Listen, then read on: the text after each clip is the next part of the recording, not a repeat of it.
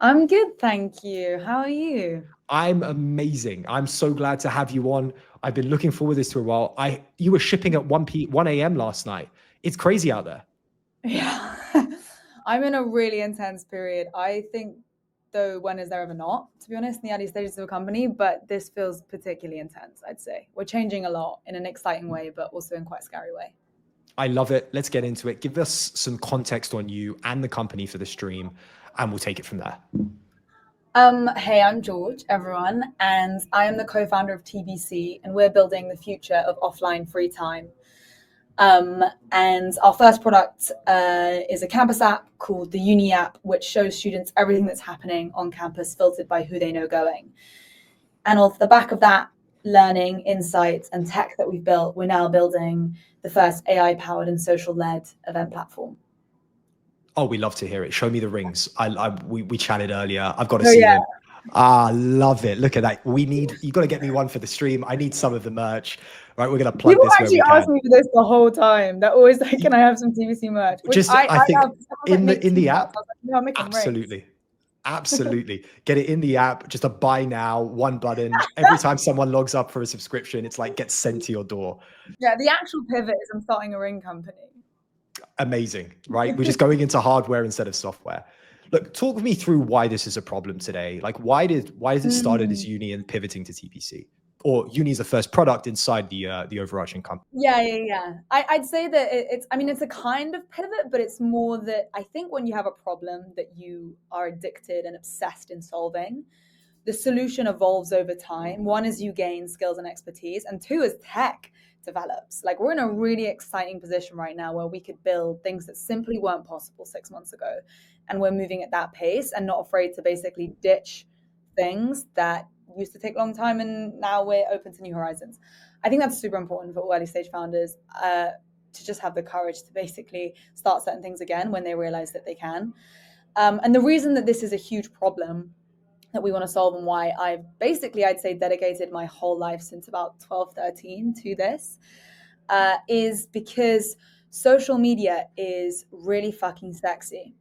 And it's really hard not to live out your social life on a screen right now. And all of these platforms being developed aren't making it any easier. And if anything, AI is giving us all of these tools to supposedly save us time, but is actually absorbing more of our time. And I've been just, ever since I started wanting to create things, obsessed with how to make people spend their time better. So we sort of position ourselves as, if all AI tools are built to help you save time, we're built to help you spend your time better, or at least do stuff with all that time that you're supposedly saving. And as I say, it kind of started when I was about 12, 13, and I noticed all of my friends getting really addicted with posting photos online with less and less clothes. And I realized that there was this dopamine loop being revealed in just posting for validation and likes and all of that kind of stuff. And so I never got Instagram in my teens. I never got Snapchat. I never got any of these platforms, to see if I could build a social life without them, and to dedicate all of my time to connecting people offline.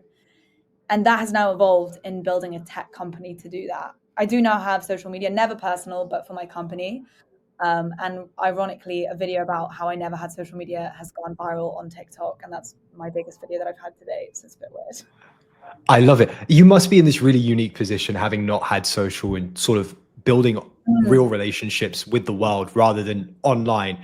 And like taking that and then building a tech company to do the exact opposite of get you offline, get you online into offline and like spend that Yeah. time better. Why did you start with unis? Why didn't you go and start with, I don't know, the corporate world? Why did you go start with like running spaces or communities? Like, why was university Mm. the right place to start building this app out? I mean, short answer, it's where we were. Like, I've never been in the corporate world, nor do I plan to. So I don't know how that works. And like, write what you know. My co-founder and I met at Oxford. We started realizing that there was no one place to find everything that was going on. We are missing out on the extracurricular experience of the university. It is without doubt the most important part, especially in a world with AI can basically teach you most things. And the one defining factor is actually taste and this ability to build relationships and networks and all of this kind of stuff. And we felt like there wasn't an easy access point to all of that. So we started building this platform that simply pulled all events from everywhere into one place and added a guest list and showed you who you know going, and started to build up this thesis that it's pretty obvious once you think about it, but all event attendance is built on social proof, which basically means you don't go to an event because of what it is, you go because who you know going. And that could be a mate, that could be someone that you fancy or whatever. And so we realized that event tech wasn't aligned with actual psychology of getting people outside the cave, and started on campus because all of our friends wanted to find out what was happening, who was going, and we were like, well, let's build that solution first. It kind of really starts right, that social proof. I remember on nights out, you would ask who was going, whether, and that would affirm your decision on whether you go to that event or not. Or if it's something off campus, it's like, how big does that group of people need to be to make it actually something I want to go to, rather than just go and then not have any friends there, not have any time well spent, and it just becomes a wasted evening. Yeah, I mean, totally. I mean, this is the thing, is that like, you talk about wasting your evening. Going out to an event is a big risk, and people don't like taking big risk. It's not as risky as scrolling on your feed and knowing that you're going to get that instant dopamine feed. So to choose between a sofa and a social, like, I understand, it's like a no-brainer. Your sofa's a way more comfortable decision, and you know what you're going to get.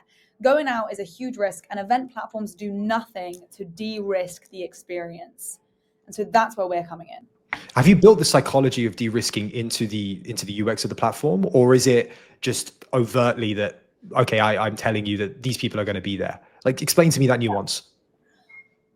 There's certain bits that I don't want to reveal yet, because kind of building a little bit in stealth with certain features.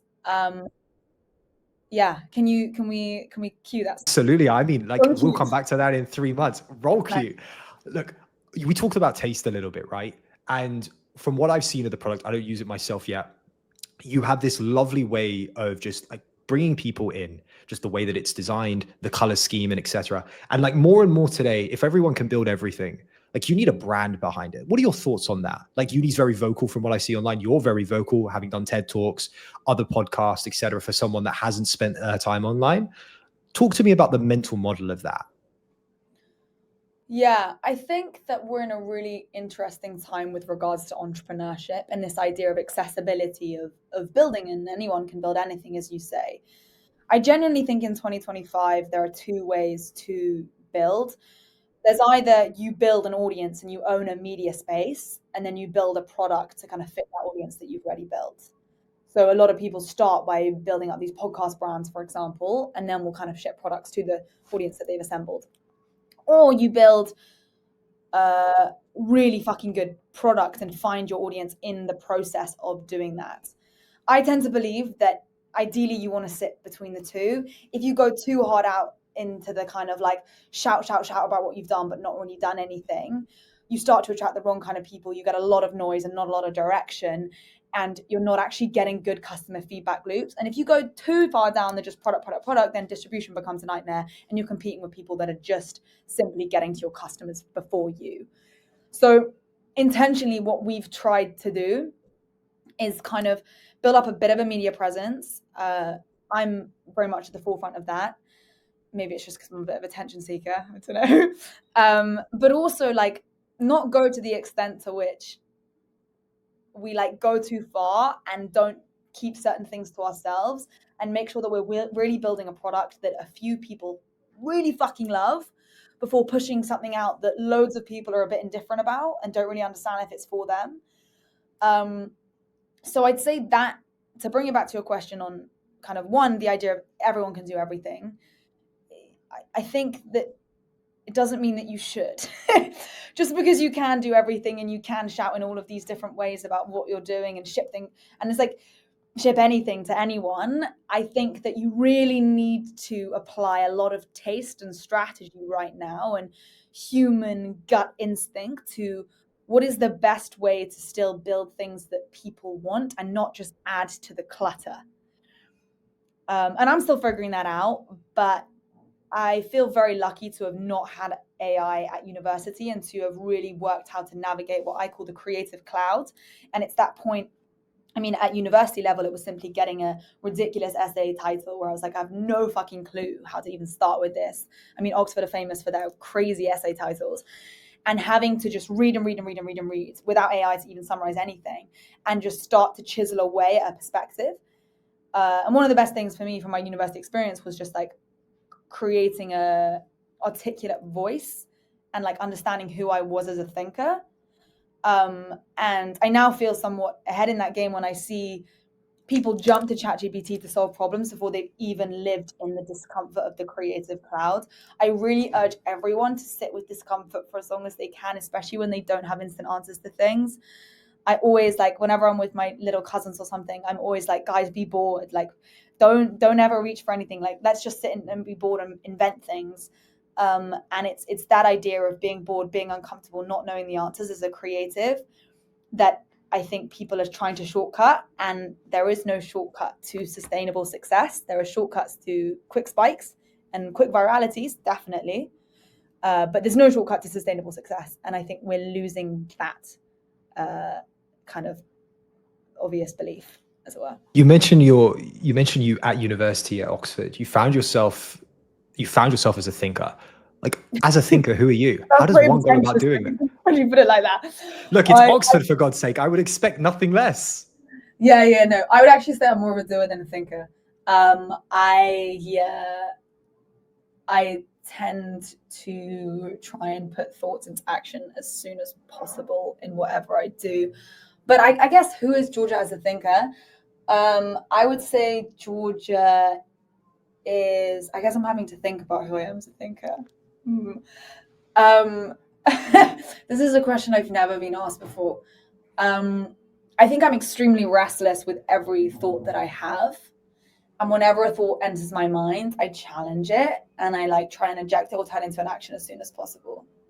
So is that Oxford education being just implemented in your brain, or has that always been you as a person? I'd say a bit of both. I think I feel very lucky to be gay. And I think something that being gay or growing up gay teaches you is that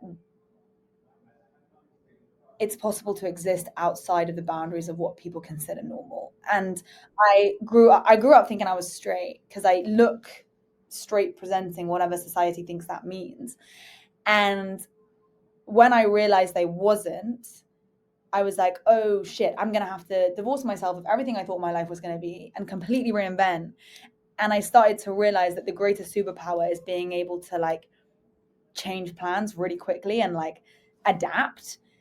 And yeah, I just think the ability to kind of kill your own beliefs and move forward in different directions really fast is really something that actually taught me.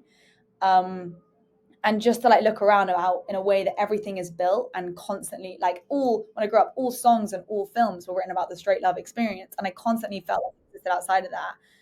And just to be able to believe in something that is different and exist as different, and it's given me this power and the belief in my own creativity to just create different.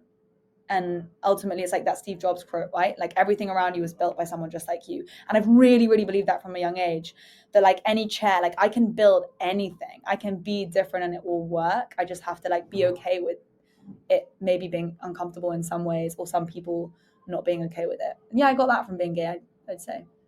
I love it. I think it's incredible that you spent so much time thinking.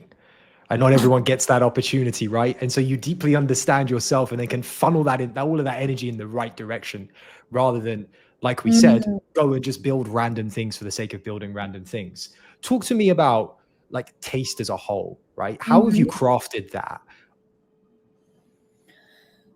Yeah, good question. I think with taste, it's something that you part craft and part, I think that you have to be born with a certain ability to discern. Like, discernment, I think, can be something that is actually just naturally within you. But then I think you can sort of graft and craft it as well.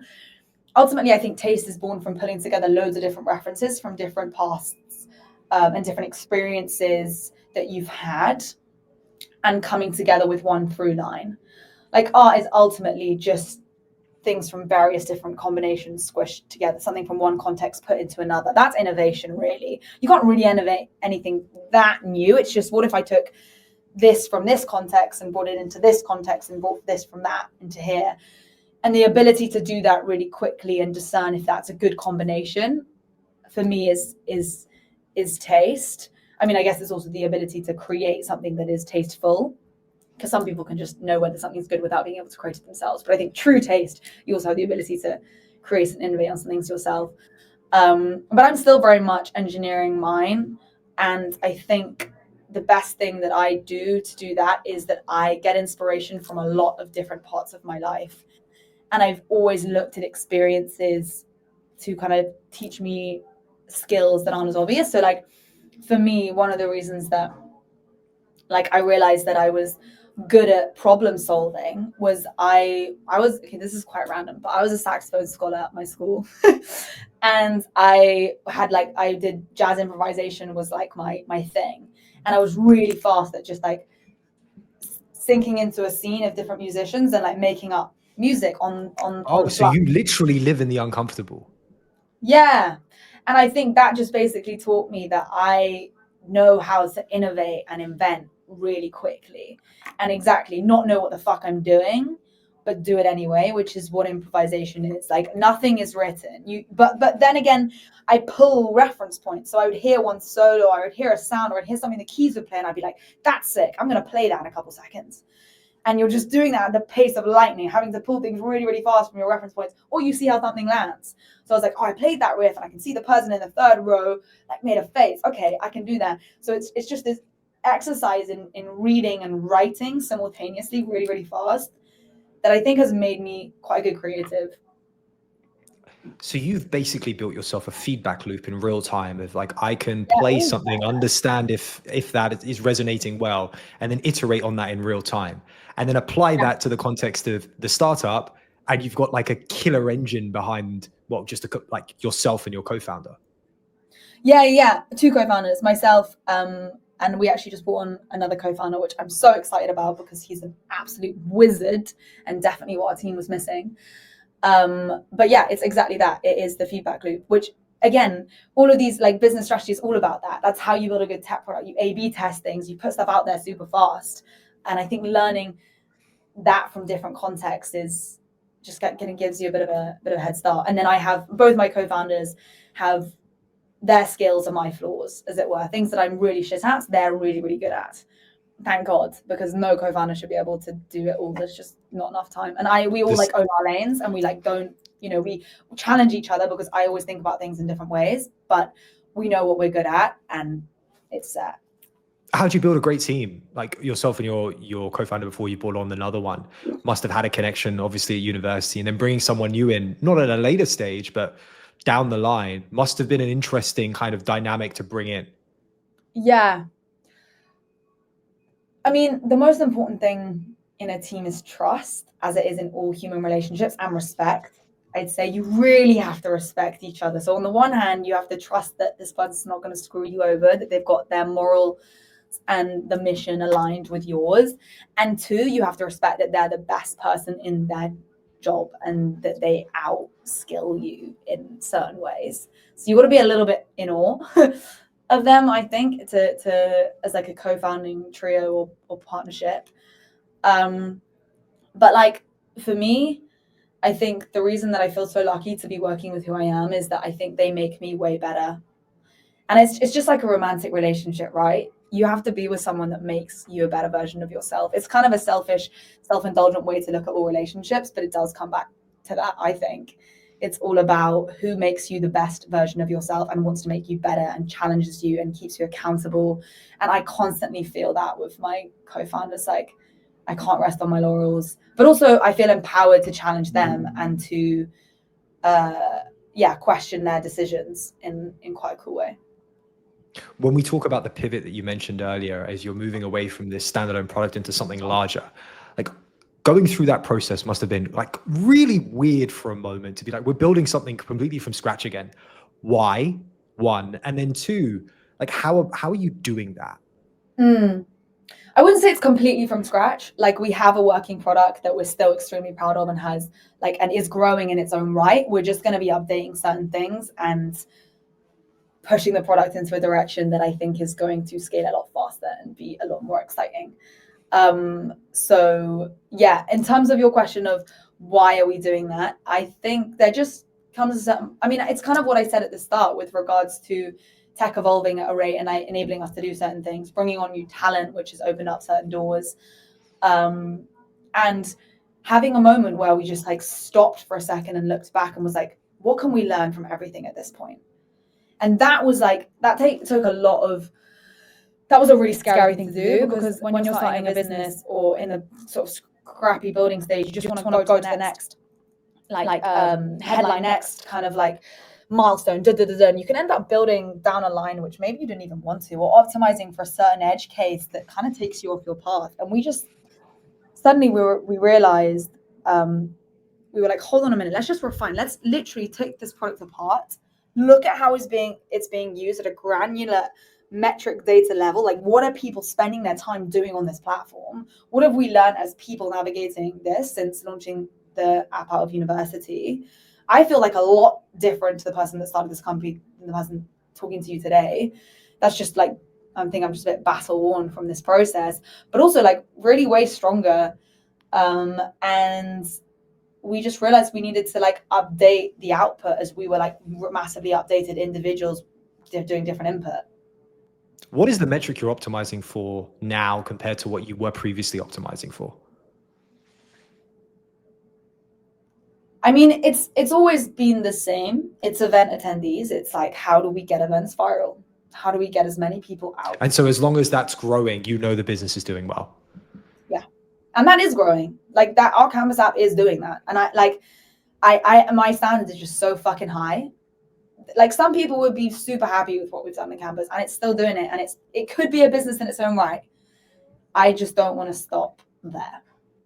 I love it. You can just spin it out at a later date, turn it into another company, and then you've got the overarching kind of like main tech business. Amazing. It's still the same. We're still working at campuses. We're just going beyond as well and just innovating what we're doing even within the campus structure. Sorry, a lot of this probably is quite mysterious and kind of sounds a bit unclear, and it's because it will become clear in a couple of weeks' time. We love it. Reveal information because I like to do it in different ways, but it will become clear, because it's now clear to me. And there was a time when it wasn't, and that is scary, but it is now clear. And we've got a lot of validation in that clarity. And yeah, we'll see. We'll see if it works. Who knows? If not, I'll be back here seeking a different type of clarity and being like, right, okay, the problem has never changed. It's build the future of offline free time. And our campus product was one solution. And now we're in our next evolution of what that's going to look like. How do you think about campuses today as like people are possibly going, like not going to university and maybe starting companies by themselves, maybe taking apprenticeships and, you know, going into quote unquote work? Like, have you future-proofed the business, or is this the future-proof?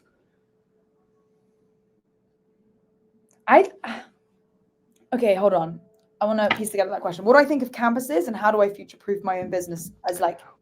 When we think about university today, with individuals not going to uni and the attendance of individuals becoming less and less, how do you think about future-proofing the business? Or is the pivot the future-proof? I say pivot, these next steps that you're taking. I just always think about it in terms of how do we future-proof people? Like, it's all people, whether they're going to university or not, or going to any job. Just like, how do you arm yourselves with the right tools to take on your own future? And human nature doesn't change. Like, tech does. Different civilization does. Like, thank God. But human nature doesn't. And we need human connection in real life. And that will never change. It's changed how we receive advertising and media, and there are more ways to spark relationships, but sustain them never changed. It's touch. It's human touch. It's like hormones. It's all of that animalistic stuff that we cannot deny. It's just become so fucking easy to sustain a social life from your sofa because you can still set sex, stalking, and status from scrolling. But I guess future-proofing is returning to the past and being like, I'm not ignoring what I think some people in tech are, that human nature doesn't change and you can build people to optimize their life to an nth degree. But what's the number one use of ChatGPT? Therapy. It's not people optimizing their lives to be able to answer their inbox faster. It's just not. Like, we're all really lonely and that doesn't change. So I guess what I want to build is something to assess that huge human nature problem that to a certain extent will never change. But I want to build something to help weather it rather than exacerbate it. So I guess in answer to your question, I guess I am building the future proof to help future proof people to basically just be like, I get you, animal. And the way that you can be most human sometimes is just by accepting your animal instincts. And that is, you need to be with other people and you need to brush up against them and you need to hug them. Feels like you've gone back to the core, like the core of the product, which is not just the technology, it's the individuals using it. It's the people that actually spend time in real life that allow you to build a business anyway, rather than it's just a wrapper of another wrapper. Yeah. And then people that make relationships in real life, that will give them opportunities way more for whatever path they want. Like, just, of course it will. And in terms of building brand loyalty, if you have an experience in real life, it lasts way more in your heart, in your DNA, than watching a viral video and you forget the brand name the day after. So Georgia, this has been an absolute pleasure, right? I cannot wait to have you back on. We got to get your crack team on as well. Yeah, this is going to be awesome. I hope it's going to be a great documentary of you just coming on and talking about the work that you're doing and how you're changing people, and how not changing people, how you're leveraging technology to help us build better lives. Nice. Love that. That's a great sentence. Let's add it to the quote on the website. Let's go. Amazing. Sponsored by Ventures. Yeah. Thank you so much. Don't get us wrong. This has been a pleasure. I need some of the rings. We'll see you soon. Yeah, absolutely. Bye-bye. Thank you.